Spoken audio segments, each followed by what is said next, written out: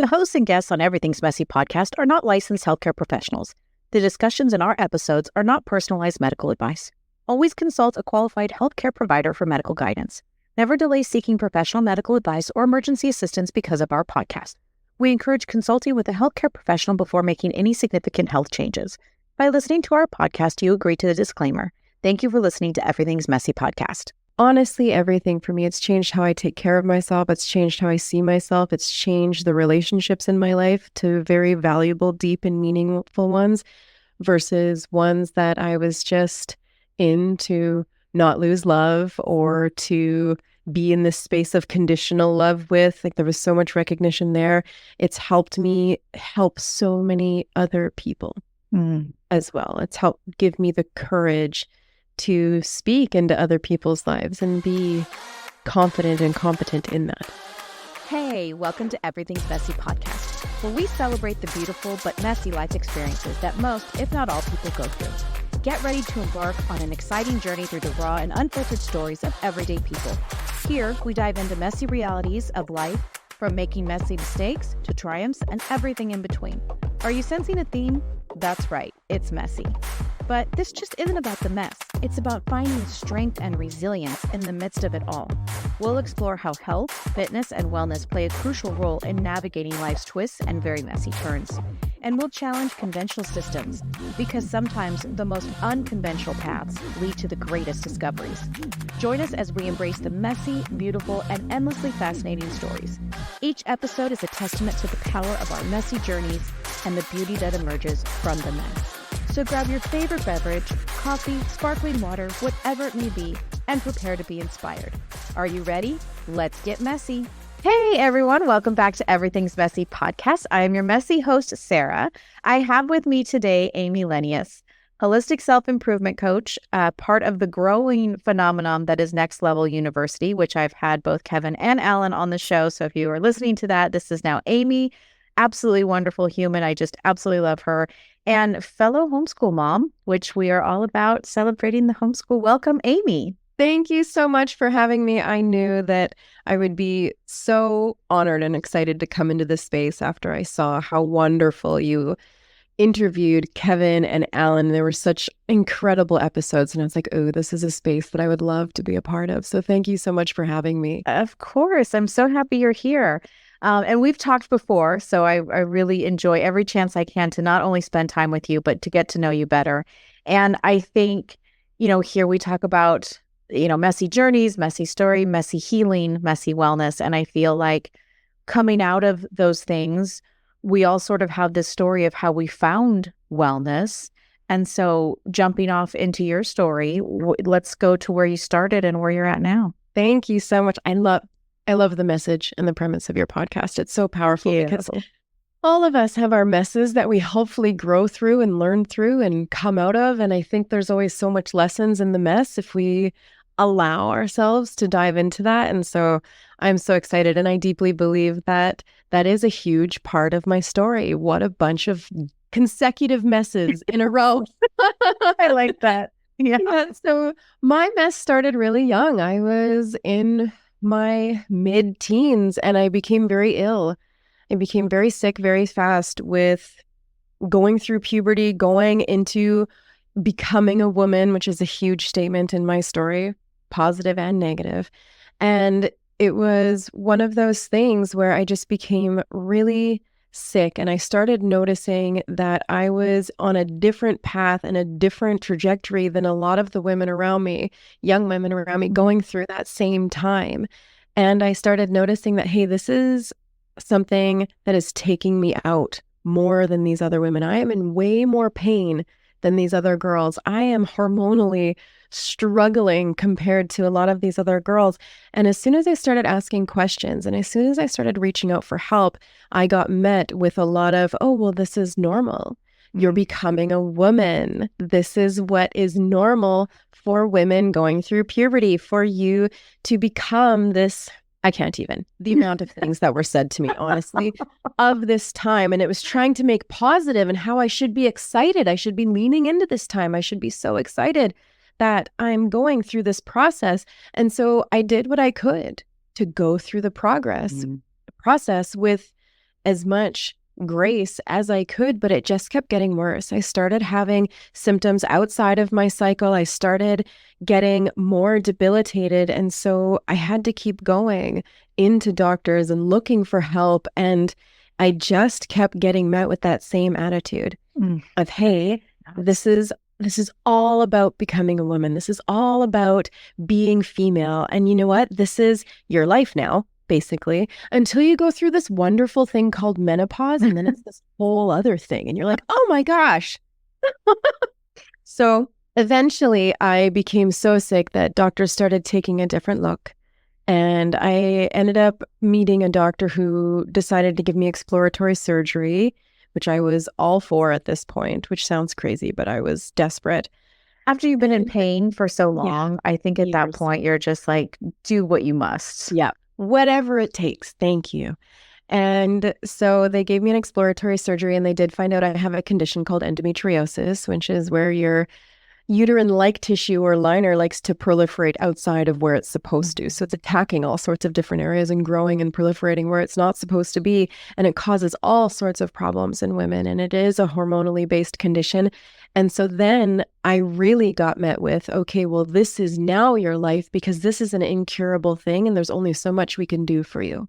And so then it was more, okay, what kind of drugs can we put you on? What kind of birth controls can we put you on? How can we just do whatever it takes to manage this, but not support and help and heal? So it was a long journey of different drugs. I had multiple surgeries. I was going through anything and everything I could. I had a few doctors tell me I couldn't have children, which at that point was the only futuristic goal I had. I was not career driven at all as a young woman. I was very family driven and looking forward to having children. So that was very, very upsetting for me. I went through a very down time during that. And so I went through years like that. And then in my early 20s, I had this moment of, oh my gosh, I am on so many different medications now that those are making me sick on top of the symptoms that I still have about 90% of the time. And so I went through this moment of, I need to stop. I need to just take a break. I need to come up and take a breath and really understand that of all the things that I'm doing, what is actually serving me and what isn't. Wow. So I actually safely came off of all of the drugs I was on, all of the prescriptions I was on, and started from scratch. It was kind of this mission to get to know my body again. And how many years in are you at this point when that self-awareness happens? At least 6 or 7. Wow.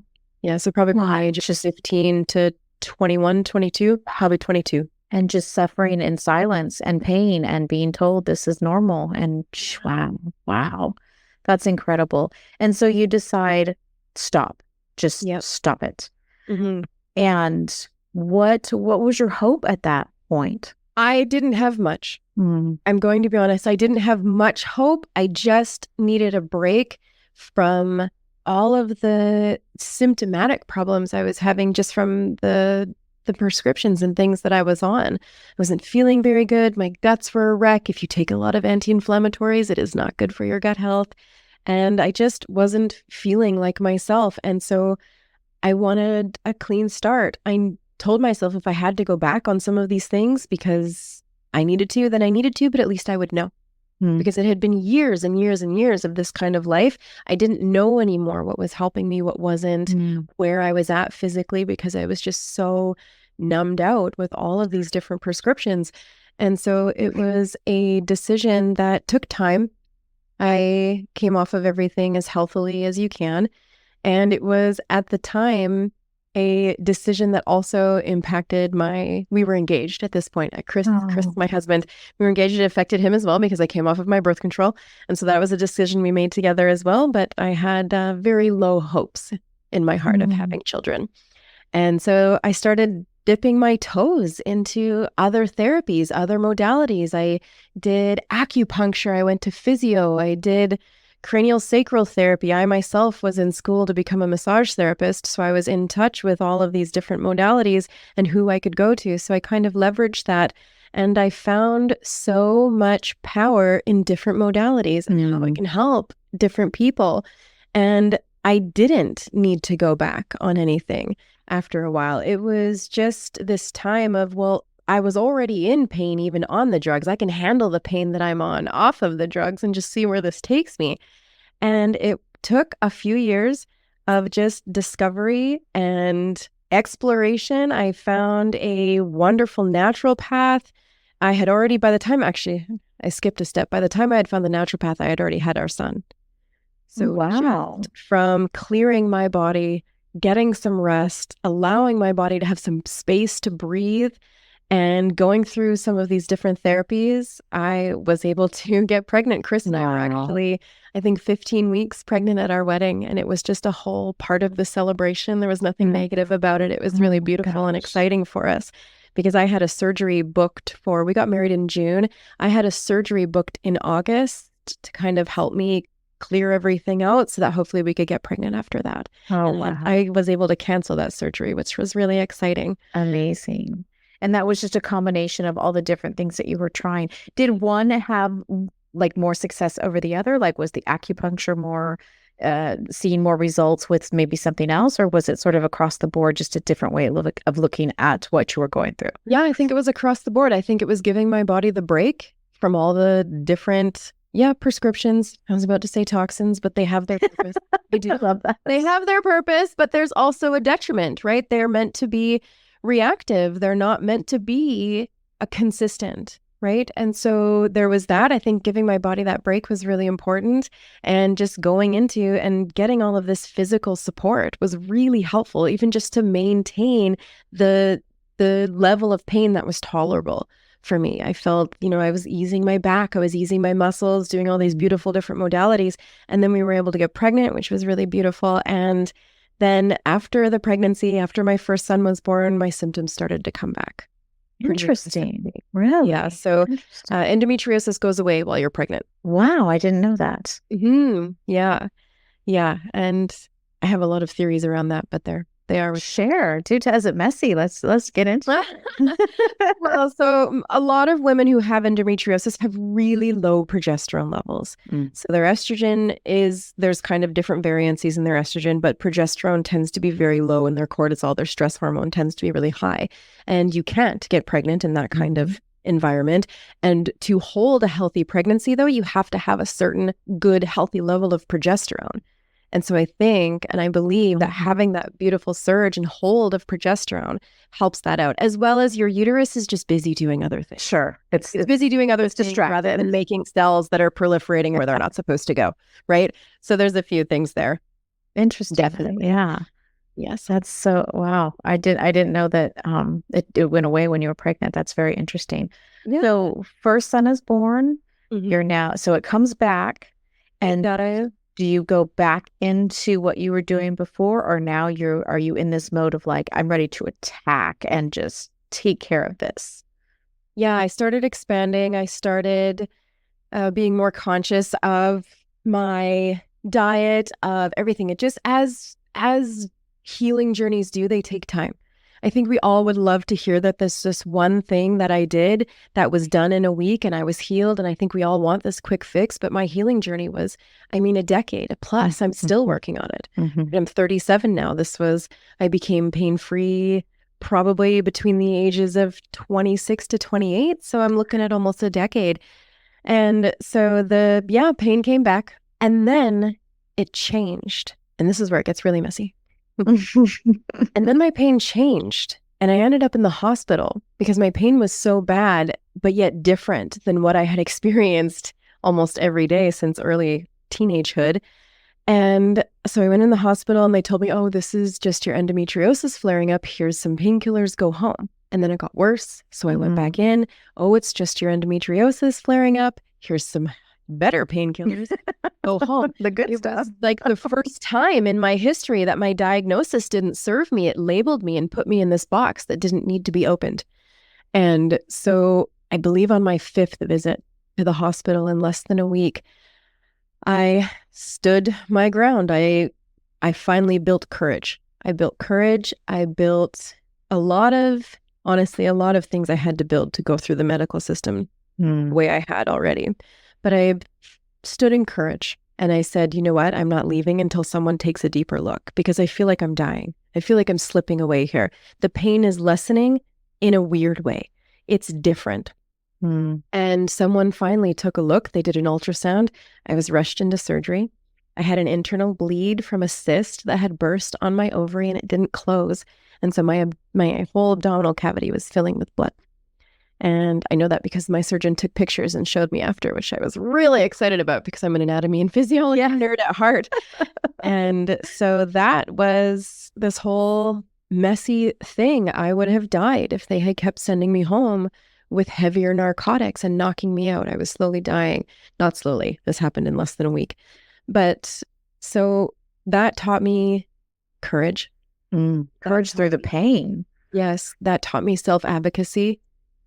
And from that moment on, I knew that I knew my body better than anyone else could ever tell me. And that was a huge pivot in my healing as well.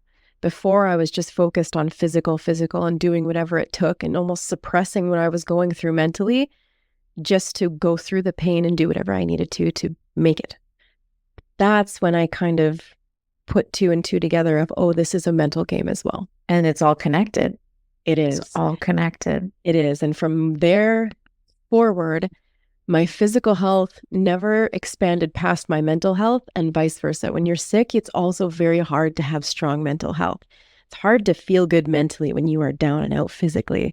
And it is hard to be able to do what you need to do to heal your body physically if you are not there mentally. Yeah. So true. They both feed each other. It's like this infinity symbol, right? Can't have one without the other. If one were one foot and one were the other and you were just working on your physical health, you'd be walking in circles. Yep.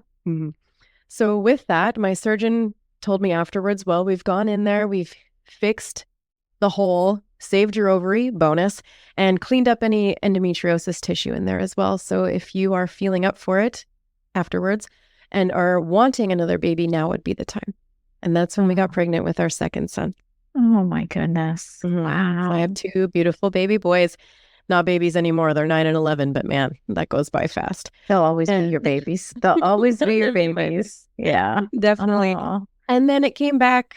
I was sick again. I was in pain. I had 2 littles. And that was when they presented me with, you know what, it's time for a hysterectomy. And I looked at them. I was like, that's extreme. What an aggressive option to give me, because I have 2 littles at home. And as a therapist, I knew that took a minimum of 6 weeks of very focused healing. Like I'm talking no vacuuming, no lift. You're down and out. Any humans. You can't ask me not to lift my babies when they need me for 6 weeks. That's insane. And so that was when I got extra serious. I was like, okay, what's the next thing? Because I don't want to do that. I'm not prepared to do that yet. Not that we wanted to have more children too. I was so grateful to have 2. We were good. Honestly, people who have more than 2, power to you. I believe deeply that we should, as parents, develop like prehensile tails. The more children we have, it's like 1, 2 tail to like do the rest. So we were grateful and excited with 2. They came out happy and healthy, and I came out healthy-ish from both. And so then it was, okay, what else needs done? Now that I have this awareness of this mental aspect as well, how much further can I take this?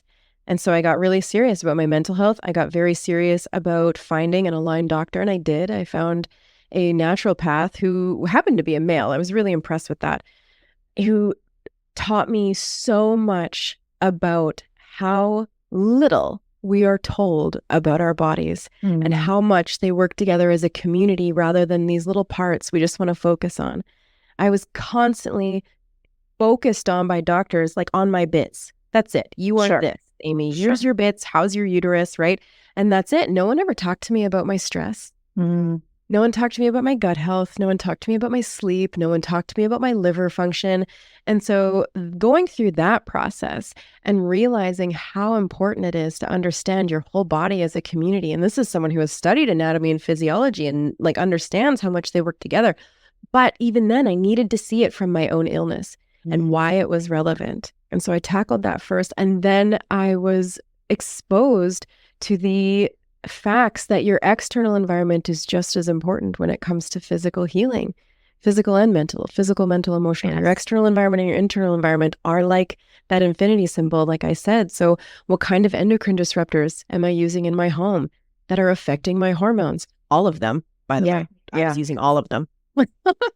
It's in everything. It's hard to, I mean, you really have to be purposeful and intentful to get away from it. Very much so. And so that was the journey. I started healing myself from the inside with different herbs and plants and oils and diet. And I started detoxing my external environment. And then I started building enough self-belief and self-worth to keep going with that and constantly evolving my external environment through those practices. And that led me into it honestly led into public speaking about women's health, about using essential oils, detoxing your home, all of these beautiful things, which expanded into me coaching women. I created something called the Peaceful Period Project, where I just wanted to give them as much information as possible of a holistic standpoint of their hormones. So getting them to understand their bodies, understanding their external environment, how it all works together, and then just them taking that information and doing what they would with it, which led to its own barrier. I was hit again with the realization that, we need to address their mental state. So stress is a huge one in that program. It's the biggest module there is because stress is so important for our hormones. But the next stage of that was realizing that we need a certain level of self-belief and self-worth to even take on the journey that is a healing process, a healing journey. Sure. If you don't have enough self-belief, so if you don't believe it's possible, first of all, so if you don't have external belief in the world that these things are possible, you won't try. Now, the second layer of that is if you do not believe it is possible for you as the individual, you also won't try or believe that you're capable of doing the things. And then the self-worth. People who are chronically ill typically have very low self-worth. And we almost believe that we're worthy of being sick and not worthy of being healthy and doing what it takes to get healthy. Yeah. And so I would meet this barrier in these women, and I couldn't figure out what it was because they superficially and themselves believed it up here. They were getting it. It was very logical to them that they could do these things as I had done. But back here, that self-belief and self-worth just wasn't there. And also what's really sad in the chronic illness space is there is this heavy community of victim mentality as well. And when you're in that victim mentality and you have other people feeding that victim mentality, you are also not going to get out of that space without stepping out of that first. And that can be a huge challenge because it becomes a part of your identity. And so that's where now this next level of work came in. I needed to, I really wanted to, but I almost did need to for the sake of expanding into what I needed to be to help these women. That's where I expanded into more of a holistic self-improvement coach. That's where I found Next Level University when they were talking about holistic lifestyles, health, wealth, life, and love. I instantly fell in love with them because I'm like, but that's the secret. You guys are talking about the thing that I am trying to explain to people, that it's about all of it. It's about your internal environment, your external environment, your mental, physical, emotional state. So many people just want to hear, okay, here's a pill to fix your uterus. It's so much more than that. Or take the uterus out. And that's, I would love to be able to, say that that's going to work. But anyone with endometriosis now would tell you that a hysterectomy is not guaranteed. I think it's like over 70% of women still have problems afterwards. Don't quote me on the percentages. Numbers are not my thing. And the surgery comes with its own set of problems in and of itself. Yeah. It does. Its own set of challenges, its own set of hurdles that you have to go through for sure. And so that has kind of been the journey. I want to be able to help women so much, but I would love to be able to serve them on such a base level that is their identity and is their self-belief and self-worth. And partnering with Kevin and Alan and learning through them has helped with that so much, not only for my own journey, but to be able to articulate that and to also go into their space and add my own piece of value that I could too. What an amazing story. And you and I have shared our stories before, so I've heard it, but just hearing it again and all these details maybe that weren't mentioned before, and just picturing you just sitting with that pain for the years that you did. And that's just incredible to me. I want to back up a little bit when you're talking about the journey that you were on. What was the epiphany, or what was the click of the light where you were like, I have to have my own self-worth? And then how did you garner that? Yeah, it was the near-death experience. Okay. I figured. But it was. Even so, coming out of that, were you just like, I'm going to beat this? Was it something inside that was just like, because I feel like some women are probably saying, I'm done with this, but they maybe don't know the next step to actually make that happen. Mm-hmm. Yeah, it was, I don't know if I fully believed I could get to where I am now. In fact, I can honestly say that I don't know if I would have answered, oh yeah, I can get there. Mm. But I knew I could do better. And I knew I had seen small increments of success based on what I had already done. And it was the near-death experience. And I don't need any other women or want any other women to get to that point to have these epiphanies. But it is a valuable one. Yeah. Yeah. Sometimes we need to be woken up in ways that we may not want to, but it definitely changes us. And I can certainly attest to that. Yes. So as you go into this space of just holistic self-improvement and learning all of these things, does it start to become this bigger picture of what's so important? It does. And not in an overwhelming way, in just this beautiful, expansive, and abundant way.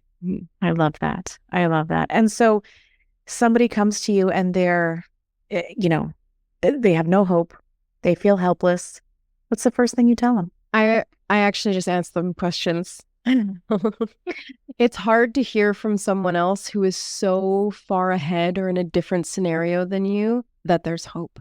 Mm. When you can't put yourself there, it can really make people feel unseen when you say, no, if I did it, so can you. Yeah, I believe that. It's almost a feeling, I feel like, of rejection, almost. I feel like I take that as rejection. Yeah, it can be dismissive. It can, because their instant thought is going to be like, you don't know anything about me. And no, it's not possible for me. And that's where the questions start. Okay, well, why? Do you believe it's possible? Well, clearly it is, because they're talking to me and they can see that I've become pain-free from a condition that I was told I would never be pain-free of. But do they believe it's possible for them? And that's where all the limiting beliefs come in. Well, that's nice for you, Amy, but that's not going to work for me. Yeah. And it might not. Everyone is very different. That's why I go into an entire expansive thing of all the things that you can start stepping into. And I don't encourage people to do them all at once. It's a trial and overwhelming. Yes. Overwhelming, yeah. Yes, very much so. And so, no, it's more about questions of assessing where they're at. Are they fulfilled? Are they stressed? What is their external environment like? How are they feeling internally? It's more getting to know someone versus saying, no, you can do it.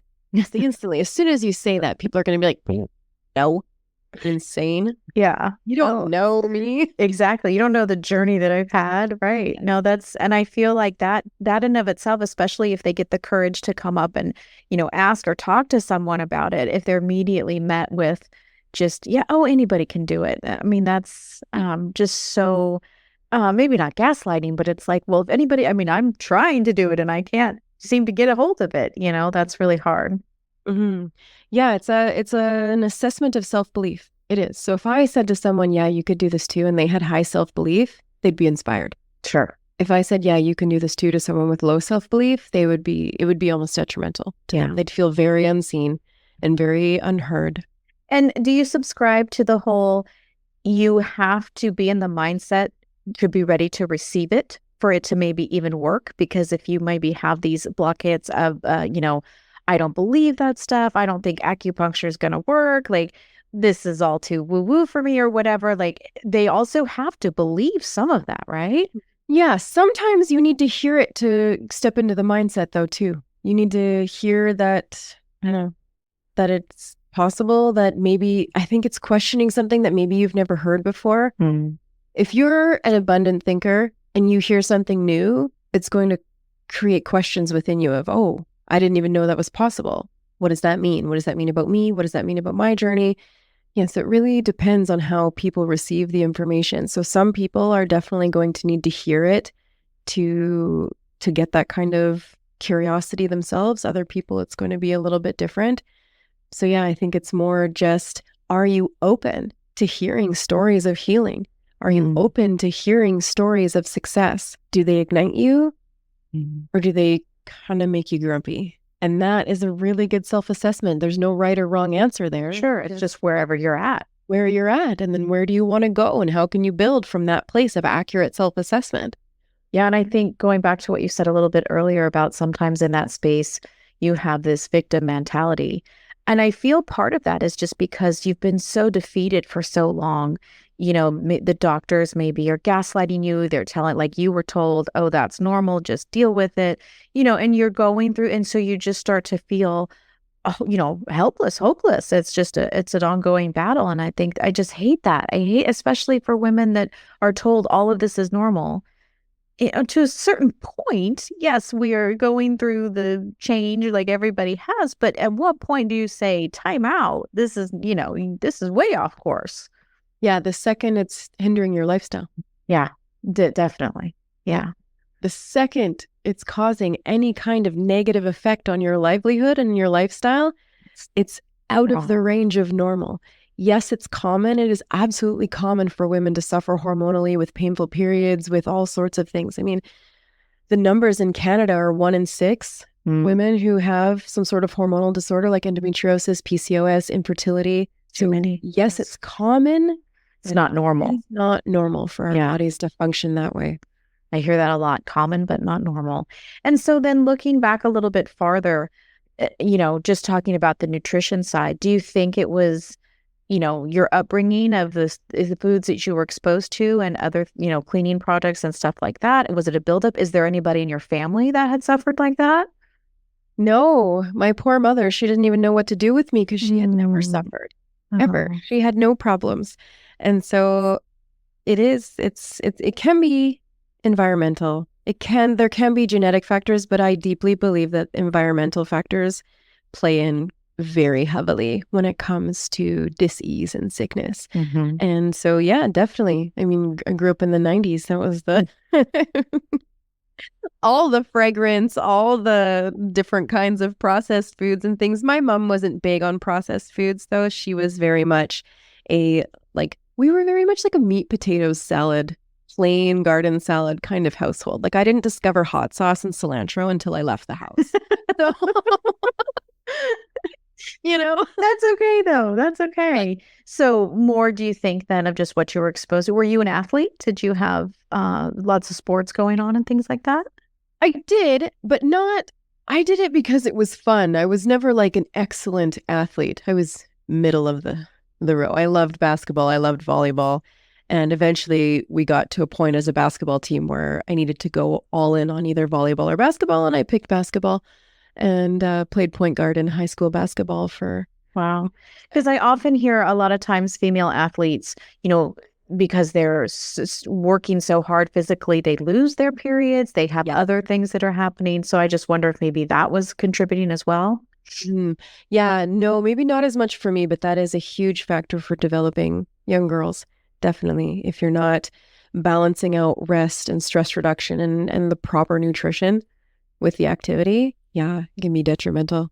Yeah. And I would think, I mean, I can't speak for anyone else, but if that was the case of my daughters, I know a lot of times they recommend right away to go on birth control. And I would not want my children to automatically do that just to bring a period back. And there would have to be more natural, holistic things that I would want to investigate to, see how we could remedy that. Yes. Good for you. That would be my recommendation as well. But you got to be so careful sometimes when you say something. And there's no judgment, obviously, but I just feel like, coming from a cardiac standpoint and learning the statistics with cardiovascular disease, especially in women, the effects of birth control are compounded and could actually bring cardiovascular disease later on in life. And you didn't even know that when they prescribed this medication to you, that it has a long compounding effect that will affect your heart. They don't talk about that when they give it out. No, or any of the other drugs that they give young women. Well, 100%. Yeah. So I am a prime example of that. I am at such high risk for breast cancer because of the drugs I was on when I was younger that I have to go in for regular breast ultrasounds because it's such high risk. It's compounded. It's just in there. And hopefully it's, you've been able to detox and get it out, but that's one of the risks. And I just don't think they talk about any of the risks for any medication. No, because I don't think I would have taken it as lightly if they had said, now, if you do take these drugs regularly, here's your very high risks, when you reach the age of 30 on.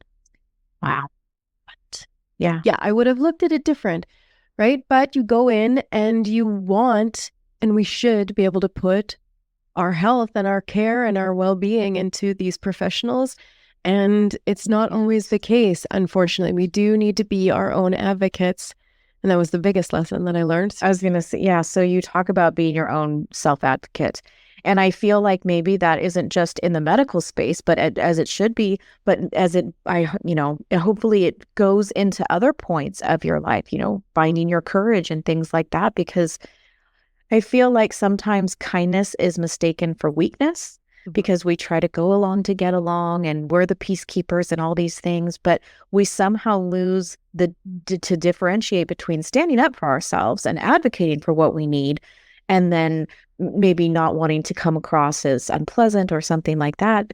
We have to try to see the difference and do it differently. Mm-hmm. Definitely. And that takes self-belief and self-worth. Yeah. These are two just pivotal pillars that are foundational for everything in our life. It's really powerful stuff when you start to witness it grow and expand in other people and see how relevant it is in every aspect of our holistic being. Yeah. Definitely. Yeah. So a little off topic, but what has been your favorite part about discovering self-worth, self-belief, alignment, and things what has been your favorite part? Ooh, I like myself more than ever. Mm. I think that's a big one. I have more. Is it weird to say that? It is. Yeah, it's weird. It'll even just some of the things I share whenever I get I can tell, yeah. Out of my comfort zone in what I talk about, or I get really truthful or anything, the redness comes up on my neck. This is when I'm speaking uncomfortable truths that are uncomfortable for me. But we appreciate the vulnerability and the rawness that you're delivering here, because I think people want to hear it. They want to know, because a lot of times I think people are feeling the way that you are, that you're discussing, and they're afraid to say it too. And it's very lonely. So as common and all these things are, it's not common to talk about. Yeah. I think it's getting more common, which is exciting. I think more women are talking about this. I think more people are open to talking about all of these beautiful things on podcasts, on social media and stuff. But I also just might be in that little window of bias because that's my interest. Yeah, no, me too. Me too. Yeah. But I think building my self-belief and self-worth has changed, honestly, everything for me. It's changed how I take care of myself. It's changed how I see myself. It's changed the relationships in my life to very valuable, deep, and meaningful ones, versus ones that I was just in to not lose love or to be in this space of conditional love with. There was so much recognition there. It's helped me help so many other people as well. It's helped give me the courage to speak into other people's lives and be confident and competent in that as well. Yeah. When you talk about having to maybe cut out the people that weren't really bringing you peace in your life, was that difficult? Yes. Or no. I was going to say, or at that point were you like, okay, that's fine, we're good. Yeah. Yes and no. There's a part of you at first out of scarcity that's like, oh, wait. And it's like, oh, I can take a breath and this isn't so heavy and I can spend more time with people that really make me feel good about me, or I actually feel okay just spending time with just me. Yeah. And just my husband and just my children. We have this beautiful little household of sacredness that I could just be in all the time with my other 3 little humans. Not little, Chris is not, but my 2 humans. Chris. But I think that's... But you've taken time to build that. That did not just happen overnight, and that did just not happen just because that's how you guys are. You've had to put effort into that. 100%, because even you shifting into more self-belief and self-worth, as you go through, it takes time, right? You become this different person, and that can even cause ripples in marriages. It really that was going to be my next question. It really can. Chris and I have had our moments, absolutely, where he's coming from a space of scarcity and fear of, oh my gosh, who is this woman? Is she going to outgrow me? Is she going to leave me because she's becoming so awesome? I don't know, but yes, that was. And all the while, at least in my head, I'm always like, no, come with me on this journey. Come with me. I love you so much. Let's all go together. I picture me in this place in the future and you're always there. Yeah, exactly. I don't think that's true for all relationships. I don't. I deeply believe that there are some relationships that maybe do need to have more ripples and more deeper discussions and hard discussions to get to that place. Or maybe there is If someone's holding you back from your fulfillment, from your favorite version of yourself, then that's a deep discussion to have with you and yourself and maybe your significant other or your friends or however that works. But honestly, people naturally fall away. It has been very rare that I've had to come up against an actual discussion of, you know what, this is where I'm going. I don't think you fit. People just fall away naturally. Just fall away. They're either inspired and want to come with you, or they don't. Or they don't. Yeah. And they just kind of go away, which is the best case scenario, or they lash out, and that's the worst case scenario. And that's really tough. It's really tough. But hopefully, as you build your self-worth, which builds your self-respect, you are in a place that you can deal with that. Yeah. Yeah. And it's not so much seen as a loss, where it is actually you protecting yourself, which is the goal anyway. Yeah.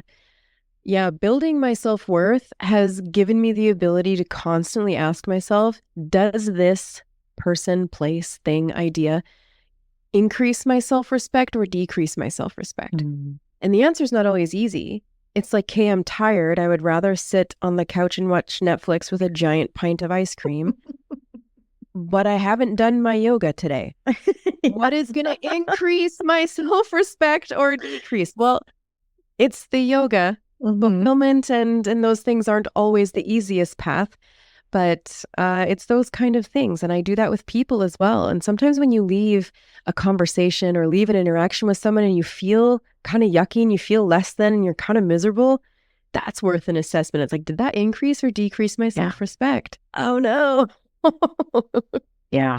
But it's a powerful filter. Self-belief and self-worth are a very powerful filter for your life of what is aligned for you, what is going to keep you in a space of peace, purpose, passion, abundance. It's really good stuff. And you and I have talked about it, but maybe for those who don't know, why don't take the time, explain the difference between the two? Because I'm not sure when we first talked that I understood the difference between the two. I agree.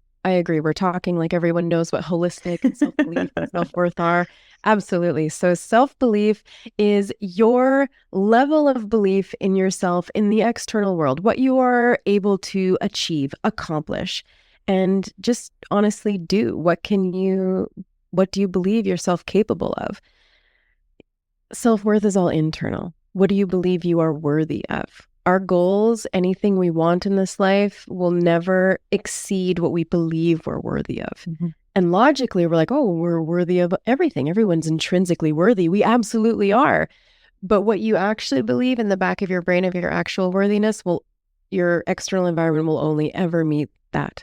So really good example is if you look at plans to build a house. Now, if I've already lost you because you're not a carpenter, I see you. I am not a carpenter also. It's just a visual here. We'll roll with it.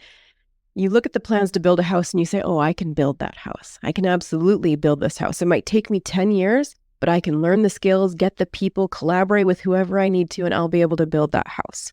Self-worth is not only the foundation of what the house is built on, but it's who you allow in that house once it's built. Are they coming in with their muddy boots? Are they spilling red wine on your carpet and you're letting them in there? That's the level of self-worth that you have. You've built this beautiful thing that you have external results to show for it. Who are you letting come in and have influence on that space? Yeah. And when we talked about that, I remember, first of all, not really thinking I had an idea of what the difference was. But then when you explained that to me and just feeling hit with a ton of bricks and actually sitting and understanding each component and both worthy, but not, thinking maybe coming up short and all, now that I fully understood what each of them meant.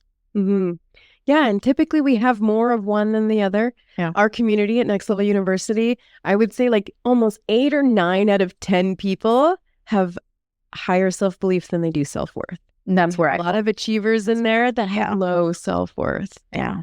Yeah. So. No, I love this. Beautifully put, beautifully said. So what would be one thing that you'd want people to know just starting out on this journey, whether it's, the self-love journey, whether it's just getting some health, finding a naturopath, something like that? What's one thing you'd want them to know? Honestly, that the power to any journey is consistency. It really is. It's messy, consistency. You can't have consistency without messiness. Honestly, you really can't. And what creates consistency is sustainability and your ability to adapt. You cannot do something every day without the ability to adapt to your day. No fixed mindset. You know this? That's right. Fixed mindset is a whole nother thing that would need some support for sure. Definitely. Having a growth, open, abundant mindset, definitely. And that takes time, and that's okay. Anywhere you are starting from is okay. Yeah. There's no right or wrong here. It's just accurately understanding where you're at, looking at where you want to go, and then building from that space. You're going to get to where you want to go at a way better, not only pace, but the journey is going to be better. And it's not going to be as delusional of a journey if you're starting with self-accuracy of where you're at now. So true. And to start with self-accuracy is going to give you your level of sustainability of what that means. So me, with everything I do right now for my health, my wellness, my holistic well-being, if I gave all of that to someone right now, it would not be sustainable. I have built these practices over years. It's starting small and building. So what is a sustainable starting point for you that you can compound and do every day? Yeah. Meet yourself where you're at is something I completely subscribe to. And no outside pressure. Stop comparing yourself. Just whatever that first step looks like for you, I totally subscribe to that. Mm-hmm. Yeah. Comparison is a key component in self-worth. Are you comparing? Are you comparing in a detrimental way? Or are you comparing in a way that's going to actually inspire you? And the only way to compare to something that's going to inspire you is to have apples to apples comparison, equal comparison. So I'm closer now to perimenopause and menopause than I am to a woman in her 20s. I cannot compare my journey right now to a younger woman in her 20s. Right. That would be detrimental. Right. I need to compare to other women who are in and around their 40s who are also a homeschooling busy mom, who are also, right? You need to have the apples to apples comparison. Yes. That can build self-worth. That can build inspiration and abundance, but it's the detrimental comparisons that you want to be really careful of. And so anytime I'm helping people with their daily habits, we go into what is a sustainable start. Let's start you off with success. Let's build your success. And when you're building daily habits, it's so beautiful. It's such a powerful thing because it secretly builds self-worth and self-belief, both of them, very much behind the scenes. It really does. And so let's use my exercise as an example. So when I decided I wanted to have a daily practice that honored my body physically every day, I knew that it wouldn't be sustainable for me to say, you know what, I'm going to go to the gym for an hour every day and lift weights. That's going to be my thing. That's my habit, daily committed to it. I live in a small town on a dirt road that doesn't even have a gym, and I've maybe lifted weights 5 times in my life at this point when I made the decision. So that is not a sustainable goal for me. That would be absolutely delusional. So we have to have humility, an accurate sense of self to create sustainability. And so I played with the timeline. Okay, I can commit 30 minutes to moving my body every day. And again, it's not 30 minutes of HIIT workouts. Sure. Absolutely not. That would not be sustainable for me. Also, women should not do those every day, but that's a whole other. That's a whole other. Please learn about your cycles. But I decided to word it, I'm going to honor my body for 30 minutes every day in a way that feels aligned to me. So sometimes that's a walk. Other times it's yoga. Sometimes it's weightlifting. It's what I feel in a day that I am capable of, what I'm able to adapt to in my day as a homeschooling mom, as all of these other things. Your day is a little bit chaotic. You're pretty reactional all the time. It's hard to be proactive in certain things, but knowing I can carve out a half hour is doable. And sometimes it's really hard still. But it's on those hard days when at the end of the day, when it's 8 o'clock at night and I haven't done it yet, but I'm going to do it anyways, that's when I build that self-belief. That's when I build that self-worth because I'm choosing the hard thing that I made a promise to myself. I'm going to do it for a half hour. It might not look keeping that promise. It might be really messy. It might be really lazy, but it's what I have in that moment. Yeah. It's about getting it done rather than it being perfect. And so what is sustainable to you to build into where you want to go? Start small and build and get support. Ask around. Yeah.